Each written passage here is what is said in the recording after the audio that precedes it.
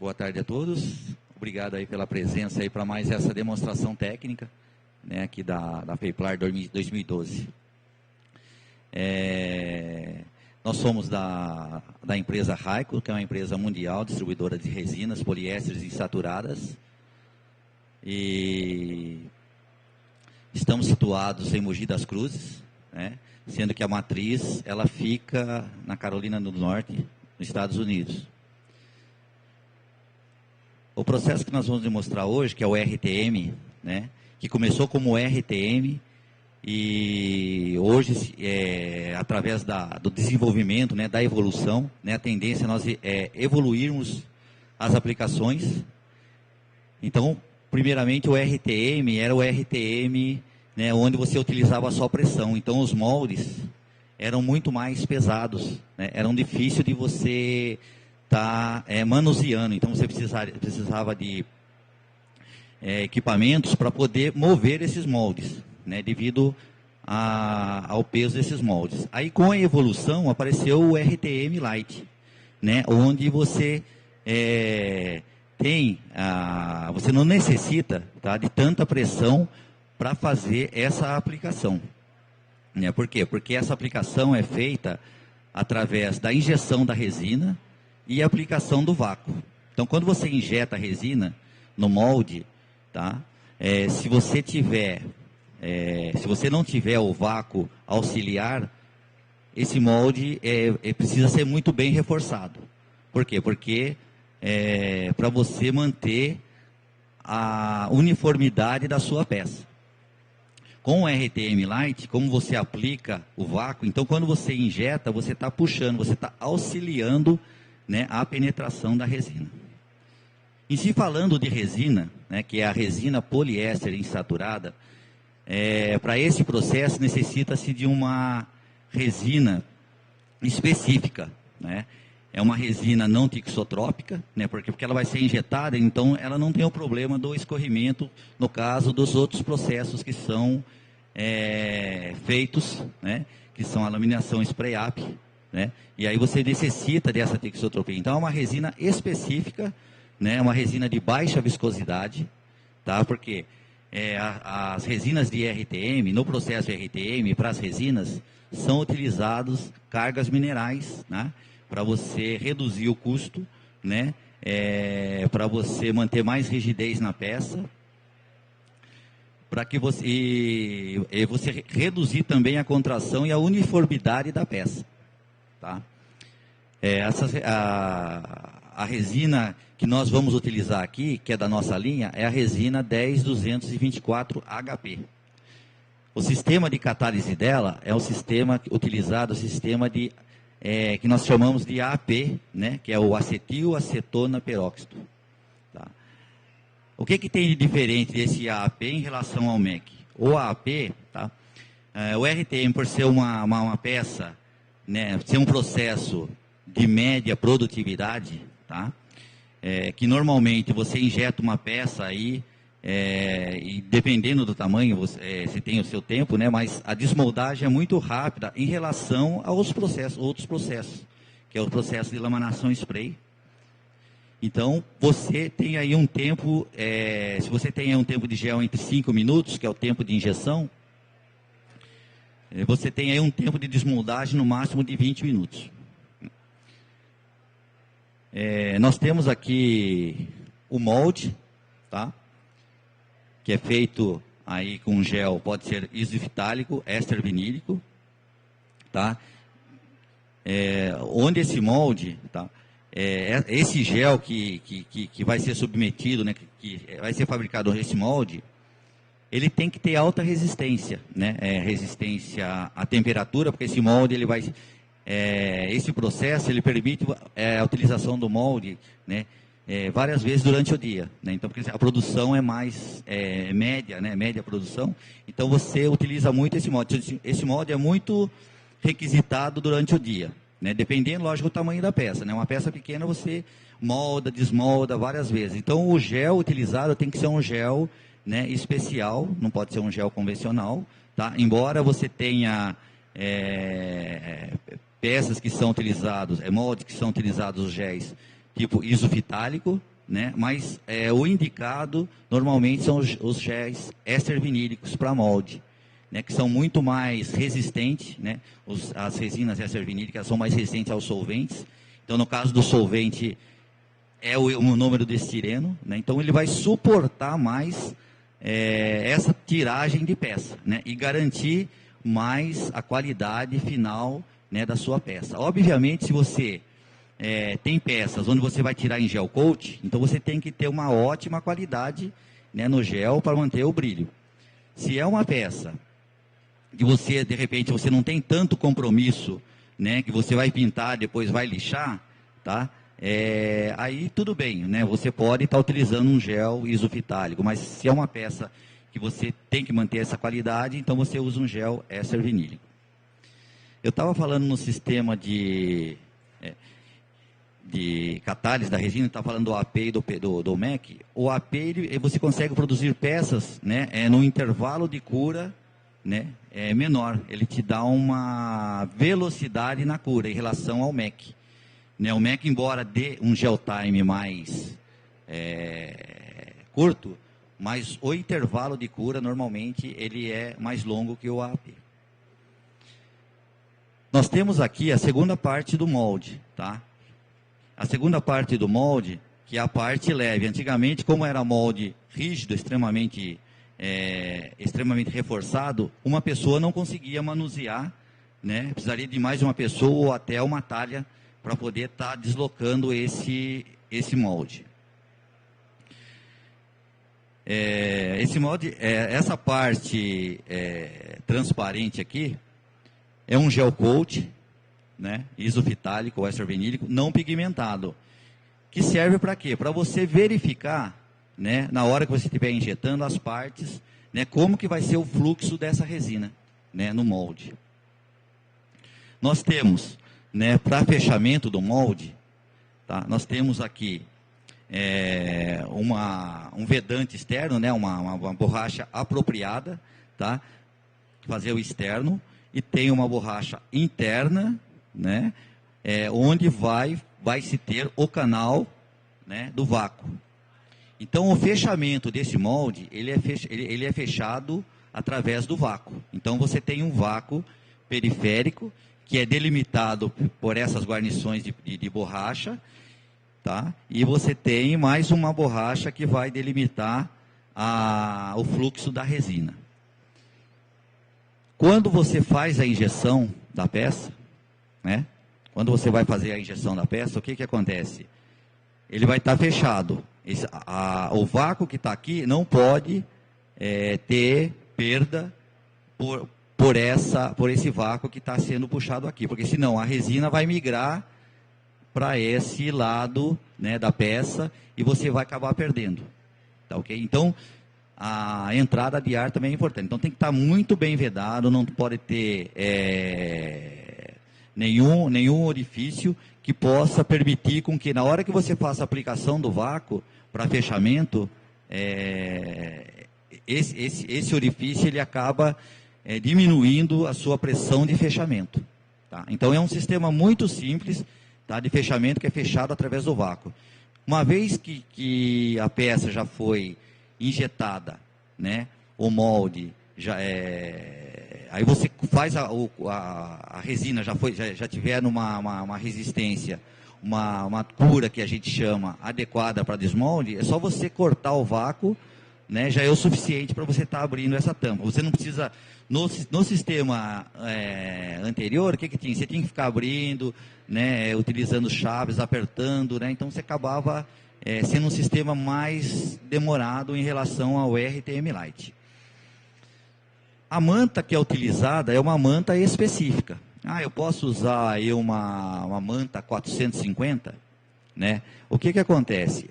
O RTM, na verdade, a resina ela tem que fluir dentro do molde para fazer o enchimento. A manta que é utilizada é uma manta específica, né? É uma manta que tem um núcleo de polipropileno e que vai facilitar o fluxo da resina na peça. Porque essa resina, ela é normalmente, no processo RTM, ela é utilizado, né, podem ser utilizadas cargas minerais, né, assim como o pessoal utiliza, tá? E aí ela tem que ter essa facilidade de fluxo, né, nesse processo. Tá? Então, e essa manta, ela tem uma facilidade de moldagem, né? Uma vez que você... Porque se você pegar uma manta convencional tipo 450 e for querer moldar uma peça, ela não molda, né? Se você for verificar essa manta, qual manta que fica bonitinha, sentadinha, quietinha, né? Então, essa manta ela é específica, ela tem essa facilidade de você conformar ela, né, de acordo com a sua necessidade, né? Então, se você tem uma peça muito mais complexa que essa, né, então você consegue fazer com que essa manta, né, ela se conforme de acordo com sua peça. Tá ok? Aqui nós temos o equipamento, né, que é o equipamento que vai fazer com que a resina seja injetada na peça.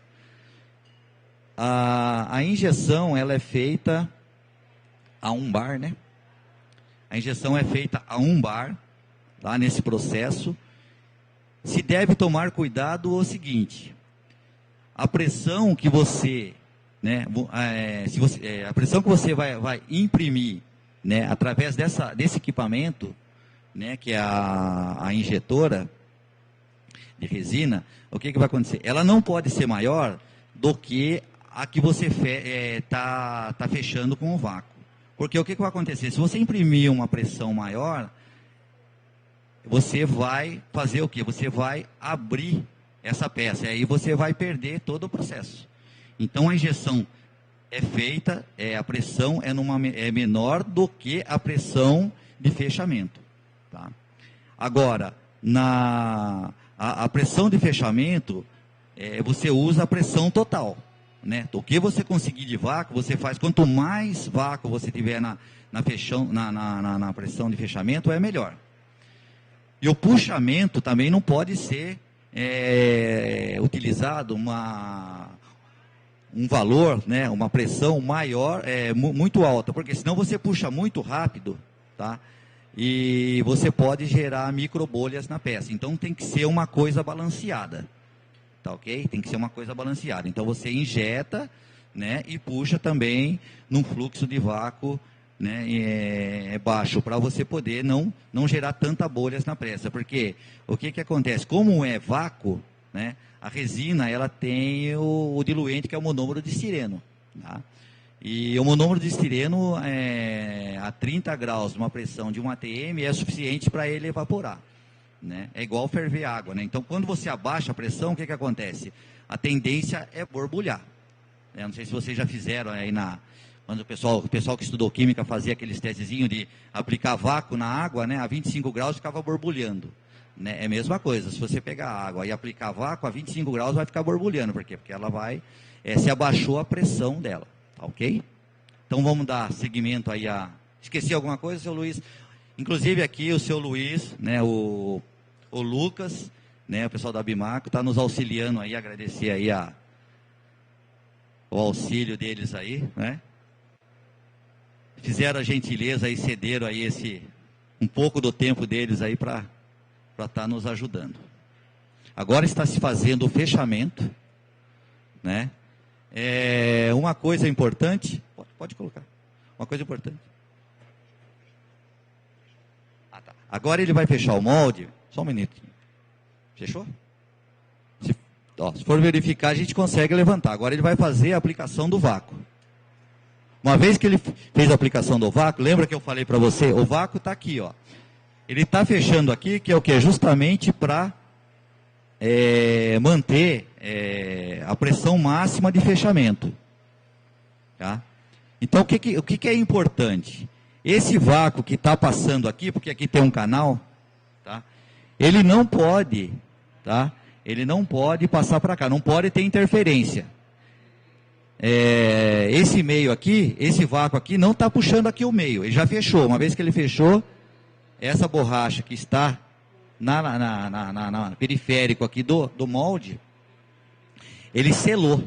Então você não vai ter a passagem da resina e nem a passagem do ar. Porque se na hora que ele estiver aplicando, tiver a passagem do ar, o que acontece? A resina ele vai aplicar por aqui. Essa resina, né? Esse processo, o que acontece? A resina ela percorre por todo esse periférico. Se tiver qualquer vazamento, ela vem para esse lado. E aí você vai perder a peça. Tá? Então ela vai percorrer todo esse contorno, esse perímetro.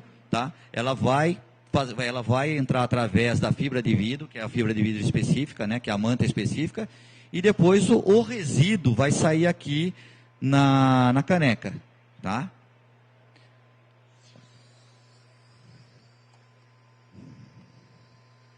Ele está aplicando o vácuo aqui para verificar se tem algum vazamento, né? E regular a pressão de sucção.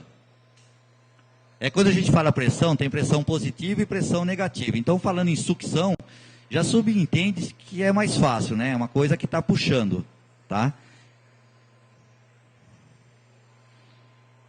Tá tudo certo?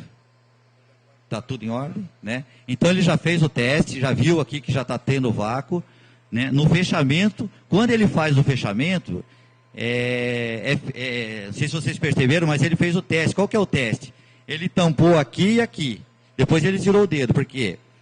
Para verificar, porque se tiver algum vazamento, né? Através da bomba de vácuo que ele tem aqui, tem um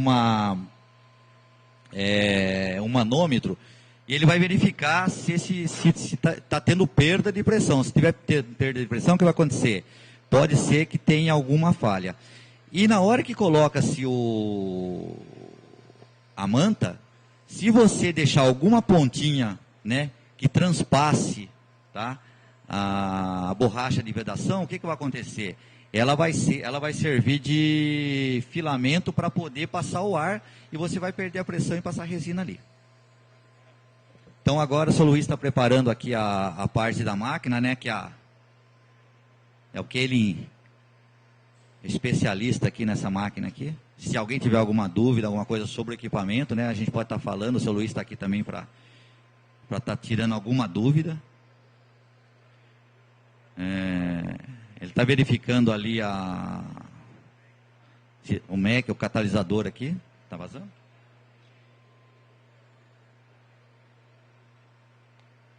Estão fazendo alguns ajustes técnicos, né? Que fazer demonstração assim, né?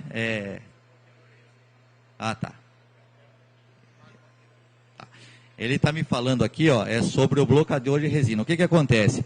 Depois que ele encheu a peça, ele faz o travamento com esse bloqueador, né? E depois ele retira aqui para fazer a limpeza da máquina, porque a mistura é feita interna. Se você deixar o material na máquina, porque essa resina ela tem um tempo de gel muito curto, aí ela vai gelatinar dentro da máquina e você vai ter um maior trabalhão, vai ter que desmontar a máquina, né? Então você trava, né, com esse travador, né, específico, e depois você recorta e faz a limpeza da máquina enquanto a peça está ali, a resina aguardando a cura. Então ele tem ali o plug rápido, né, onde vai ser introduzida a resina ali.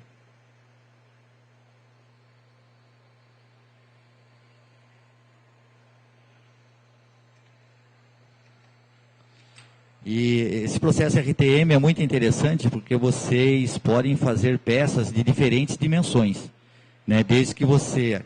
Aí ele está falando que a resina já está sendo injetada, né? Se vocês verificarem, está sendo percorrida aqui, né, no periférico, e depois ela vai começar, né, a molhar. Já está molhando. Tá ok?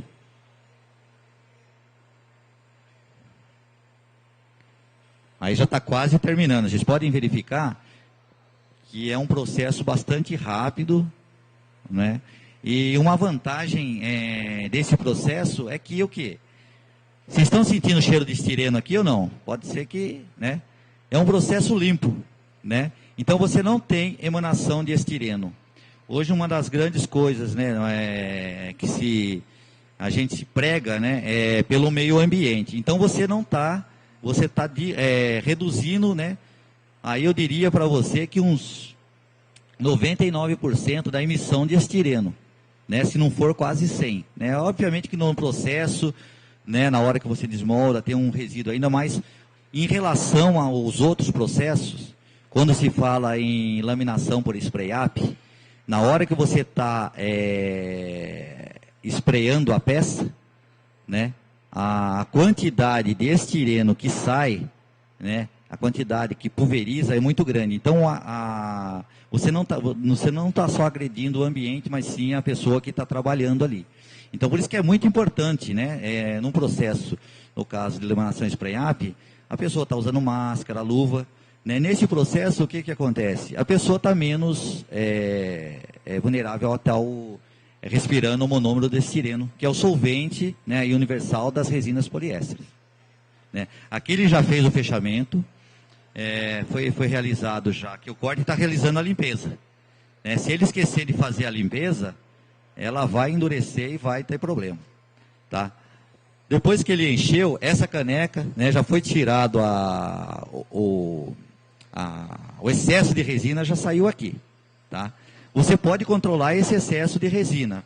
Né? Às vezes a pessoa quer ficar puxando a resina, expulsando a resina. Na verdade, depois que a resina chegou aqui, né, você já tem a certeza do que o molde já foi preenchido. Você fala assim, mas e se eu tenho um molde, né, onde eu tenho regiões que não preencheu? O que acontece? Na verdade, você precisa redimensionar aonde que você vai aplicar o vácuo. Né, porque o vácuo vem pelas laterais, né, a força vem pelas laterais e vão pelo centro. Então, até o ponto de injeção da resina, às vezes, é importante. Né? Às vezes, você precisa mudar o ponto de injeção de resina, né, mudar o ponto de aplicação de vácuo, colocar mais de um ponto de aplicação de vácuo, para você poder fazer com que a resina chegue naquele ponto. Porque, às vezes, só simplesmente a injeção, né, você não consegue atingir determinados pontos da peça, principalmente se forem peças assim, de grandes dimensões, né, onde é mais difícil de você fazer com que a resina chegue naqueles pontos. Então, você tem que criar esses pontos de injeção. Agora vamos aguardar aqui, nós temos aí uma expectativa de quanto tempo? Mais uns 2 minutos aqui, mais uns 2 minutos já estaremos aqui já. Está dando gel, né? A resina, quando ela dá o gel, após dar o gel, a gente tinha falado que é uma resina de um ciclo rápido de cura. Então, o que acontece? Ela desenvolve uma exotermia, né, grande. Então, na peça, talvez não desenvolva tanta exotermia, mas você, depois, se alguém quiser, pode colocar a mão. Mas no volume de resina, aqui em 100 gramas de resina, essa resina, 100 gramas dessa resina, vocês não vão acreditar, depois ela catalisada, ela chega a 180 a 190 graus. Né? Então, quer dizer, para esse processo precisa de uma resina específica. É uma resina que só serve para esse processo. Se falar, serve para laminação, eu vou ter uma coisa... Não, é só para esse processo. É uma resina específica, desenhada, né, que é a Polylite 10224 HP. Né? Elas têm, aí no caso de peças maiores, nós temos várias versões, né, onde o tempo de gel que se adequa ao seu processo. Se você tem uma peça pequena dessa, fala, eu quero um gel de 4 a 5 minutos, por quê? Eu encho em 1 minuto. Né? Você pode até reduzir mais, aí você vai trabalhando com os aceleradores, né, com a quantidade de catalisador, você vai reduzindo o tempo de gel. Eu tenho uma peça grande, eu preciso de 30 minutos, então você vai precisar de uma resina, né, desenhada, desenvolvida para esse tempo. Segundo o seu Luiz aqui, já deu o tempo de gel. Ela não começou a esquentar ainda. Né? Com certeza ele não vai deixar esquentar, porque ele vai tirar ela antes. Né? Daqui a pouco ele vai tirar e vocês vão poder perceber que ela vai começar a esquentar. E vai começar a sair a fumaça.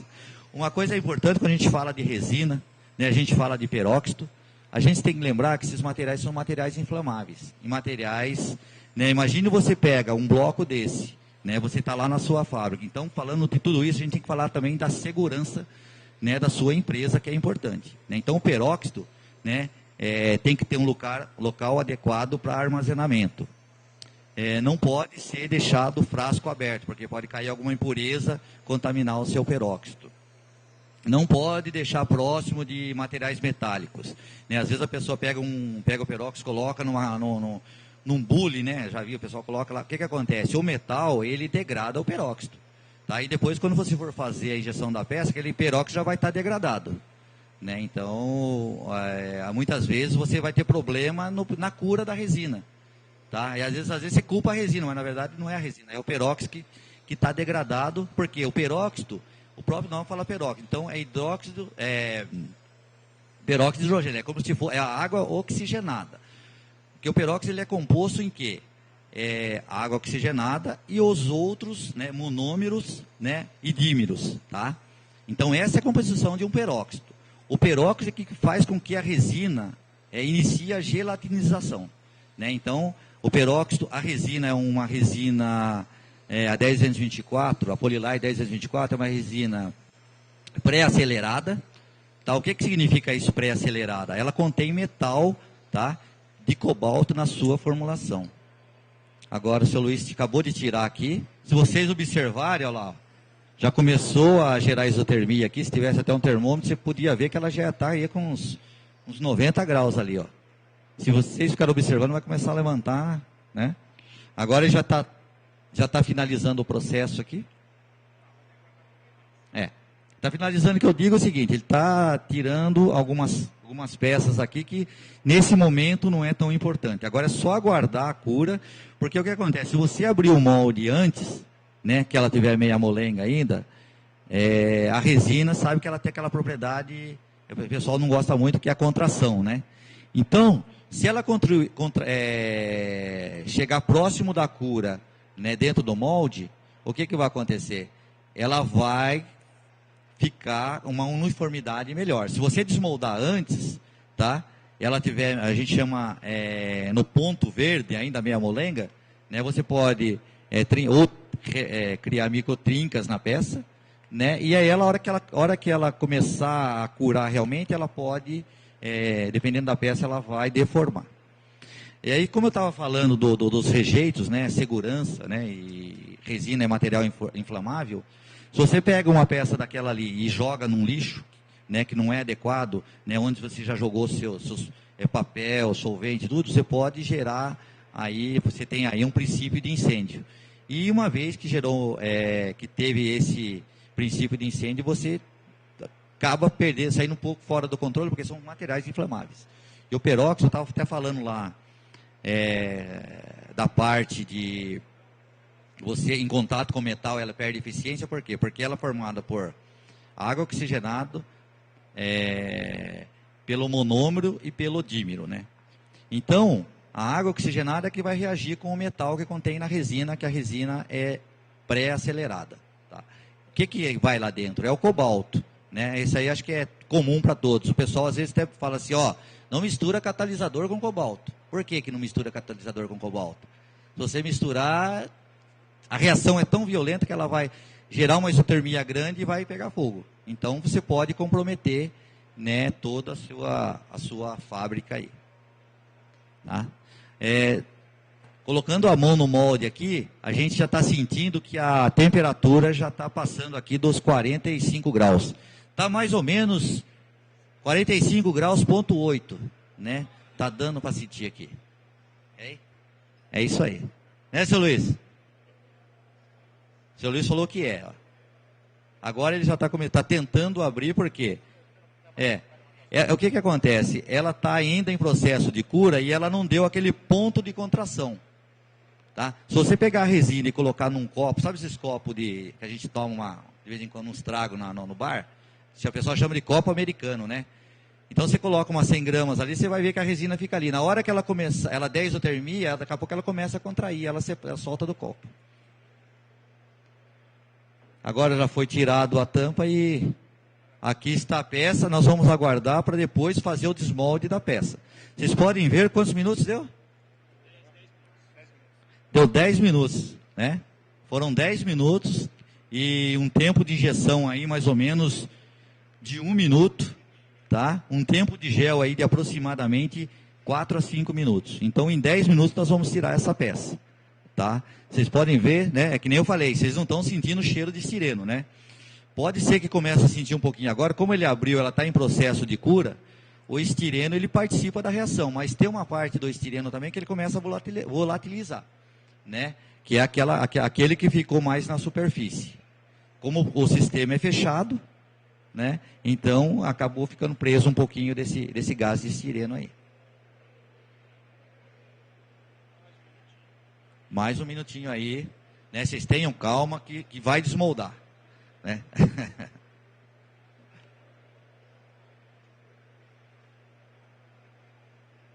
Tem alguma pergunta, alguma dúvida que vocês gostariam de... Aproveita aí porque... Né, sobre resina, sobre o molde, né? O seu Luiz, né? Ele treina, né? Tem o pessoal da CTCom, né? Então a CTCom ela promove cursos, tá? Para treinamento de mão de obra, especialização de mão de obra, né? O seu Luiz ele ministra lá, né? Esses cursos, né? Com a colaboração do... E aí... seu Paulo Camata, né?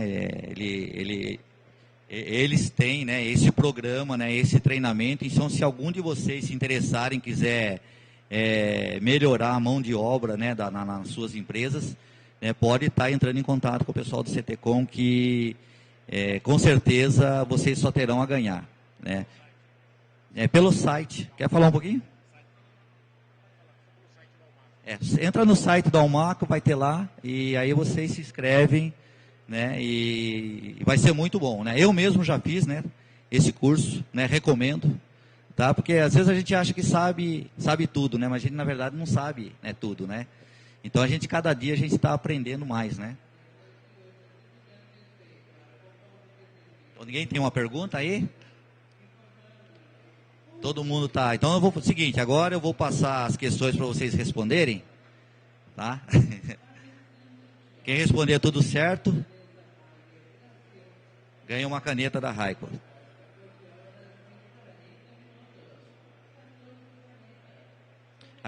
Aquilo que eu falei, né? A peça ainda está desenvolvendo a cura, tá? Enquanto ela não chegar no ponto dela, né, você não consegue desmoldar. Tá? Então ela tem que ter a rigidez, tá? Suficiente para que você promova essa desmoldagem. Existe equipamento que mede a dureza de laminados, né? Não sei se vocês já conhecem, já ouviram falar, né? A dureza o equipamento que faz a leitura chama durômetro Barcol. Tá? Através do durômetro Barcol vocês podem determinar qual que é o grau de cura daquela resina. Tá? Existe o durômetro Barcol e o durômetro Chordé. O Chordé é mais para materiais mais moles, né? Flexíveis. Tá? Que você tem uma escala aí de 0 a 100, mas é para material flexível. Acima de 80 Chordé, você já consegue fazer a leitura do Barcol. Qual que é o Barcol mínimo que eu precisaria para estar desmoldando aqui? Tá? Acima de 5 Barcol já seria o suficiente para você estar desmoldando uma peça. Só que quanto mais tempo você deixar, tá, ela vai ter um acabamento melhor.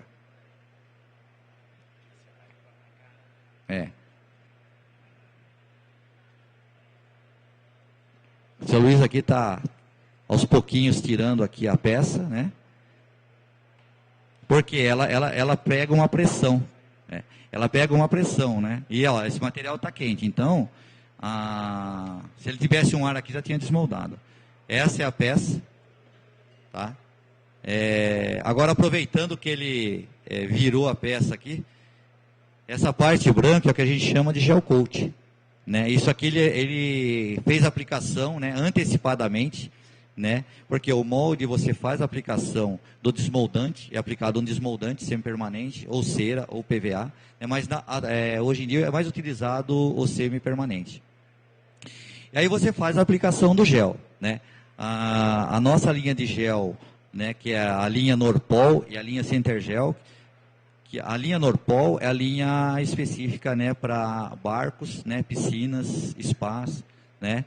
E tem a linha Centergel, que é a linha geral. No caso, se você precisar de um gel de um custo menor, onde é uma peça que você vai lixar e vai fazer uma pintura posterior, né, pode ser utilizado esse outro gel, né, de um custo melhor, né? Você não vai utilizar um gel de uma alta resistência, né, a não ser que você precisa para fazer uma peça onde você não precisa daquela resistência. Tá? E é essa aqui, pessoal. Alguma pergunta? No mas? Dou-lhe uma, dou-lhe duas. Tá ok. Se alguém tiver alguma dúvida, pode ficar à vontade, venha até a gente aqui. Nós estamos aqui para sanar qualquer dúvida aí sobre o processo, sobre a resina. Tá ok? Muito obrigado pela presença de todos aí.